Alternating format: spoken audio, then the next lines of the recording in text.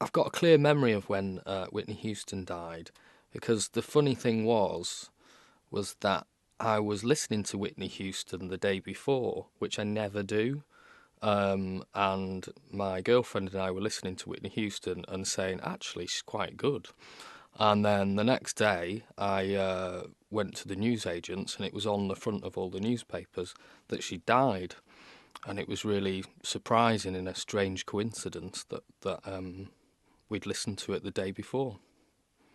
One of the major events in German history was probably the fall of the Berlin Wall in 1989 on the 9th of November.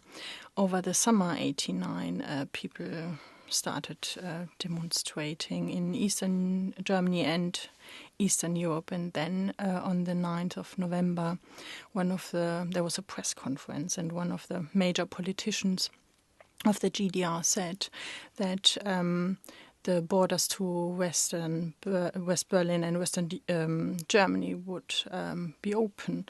And one of the journalists asked, okay, when would that happen? And this politician said, he hesitated, looked at his notes, and then he said, oh, today.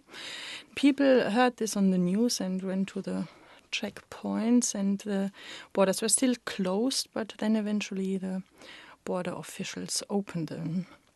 And a year later, the two Germanys got unified. And as a little girl, I took this very seriously and crossed out all the borders in my school atlas.